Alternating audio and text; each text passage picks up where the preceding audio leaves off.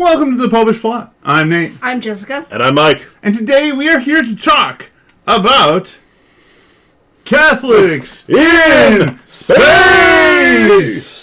Which is weird, because this guy lived long before space travel, but it's going to be great. Yeah, he wasn't actually in space. He just saw a lot of space and did a lot of math about space. Mm-hmm. No, because I don't see this anywhere on the paper. Were they a saint? Officially, no. Okay, Not so yet. Catholic scientist who was interested in space. Yes. Mm-hmm. Named Barnaba Oriani. Oh, that's fun. Yes. He was born on July the 17th, 1752, in Garignano, Duchy of Milan. Which is Italian now names are fun to pronounce. in Italy, of course. Obviously. I assume so. We're near Milan. Yeah. Died on the 12th of November, 1832. So a good 80-year lifespan. Also in Milan. Then in the kingdom of Lombardy, Venetia. Yeah. So a little bit Frenchy, a little bit Italian. Totally Italian. Mm-hmm. He was a priest, but not a Jesuit. What? They're not all Jesuits. I just didn't know that you were allowed to do science as a priest if you weren't a Jesuit. Apparently. I mean, there was obviously Copernicus. And Mendel, before they even had Jesuits, I think, by the time he was around. He was a scientist, an astronomer, and an expert on the one planet that no matter what way you pronounce correct sounds wrong. Of being either Uranus or Uranus. I was going to say, that's right, we're talking about Uranus. Or Uranus. No, nobody.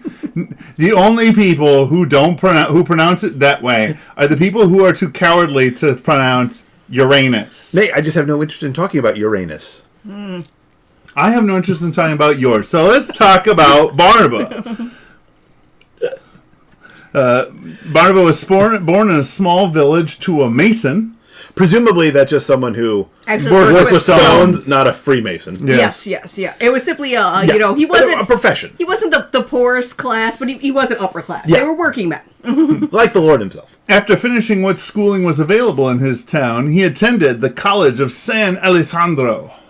Nice. He was ordained a priest in the Order of Barnabites in 1775.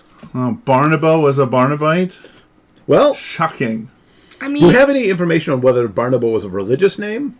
It did not see anything about a name change in his life. But it may just be coincidence. Yeah. I mean, I'm sure that there are Franciscans named Francis besides the original. A ton.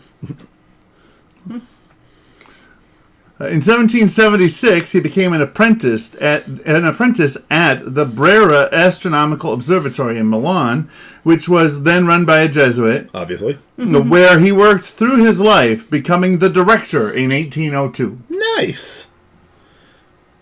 He was the president of the commission to introduce the metric system into the Republic of Lombardy. And officially retired as the director of the observatory in 1817. Which, he'd been around for a while at 1817. That's absolutely. That's a good 75 years? Mm-hmm. Yeah, it would be, well... No, not 75. No. That's not right. No. Math amount of years. Yeah, it's near 40.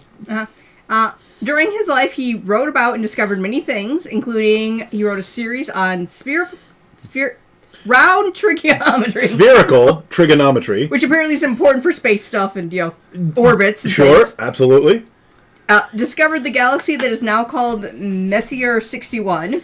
Although somehow Messier got the naming rights. He calculated the path of the dwarf planet Ceres, which contains the bulk of the mass in the asteroid belt. Mm-hmm. And is best known for inventing Oriani's theorem, as well as his research on Uranus. He was the first to find out that the orbit of Uranus, he was first to find out the orbit, and his booklet on that made him famous in Europe. Obviously. Mm-hmm. Punctuation is important, kids. We find it optional here. It is the difference between let's eat grandma and grandpa and let's eat grandma and grandpa.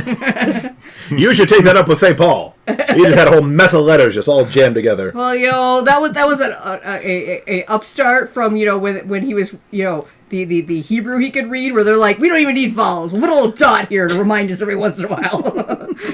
But anyway, he was given the Fellowship of the Royal Society and the Fellowship of the Royal Society of Edinburgh because, of course, England and Scotland had to have their own ones that were separate. Yeah. Oh, they always do.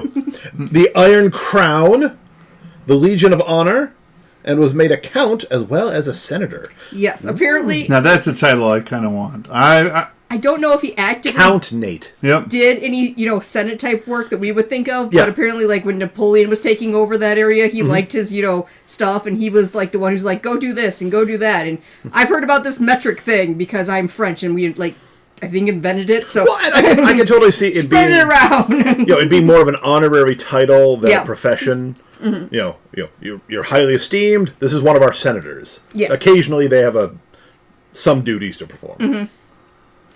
And, like many people in the series, he has an asteroid named after him, which was 4,540. Oriani.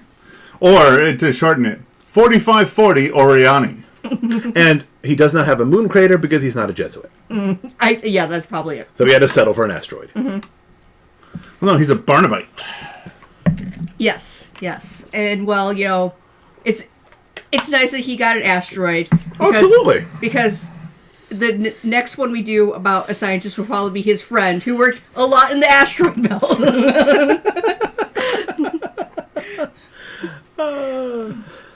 So, go down below into the comments section. Tell us what you think about Barnaba, or maybe you've got to know of a Catholic scientist that we need to talk about, or maybe a Catholic saint who is into space that we ought to talk about, or maybe you know more about the Order of Barnabites, because I am now really curious about this and would like to know more. Maybe you are a Barnabite and you can tell me. Because That would be ideal. That would be all ideal. I'm thinking is that for some reason you solve murders in small town England because of Midsummer Murders. I think Barnaby Jones, but okay. While you're down there by the comments section, make sure you hit the bell to be notified when new episodes come out. Hit that like button and the subscribe button. Do all the things, and then play this video for people you know. Tell them they gotta see it. It's amazing. It'll be fun. You can comment below with how you think Uranus should be pronounced, and whether or not you think the planet is uppity for rotating on its side. Is that Or cool? lazy. Is that cool, or do we hate them for it? I'm gonna go with lazy. I think they're definitely lazy. They just could not bother to get up. Lazy gas giant. And until next time, Remember to live your faith. love your faith. Share that love.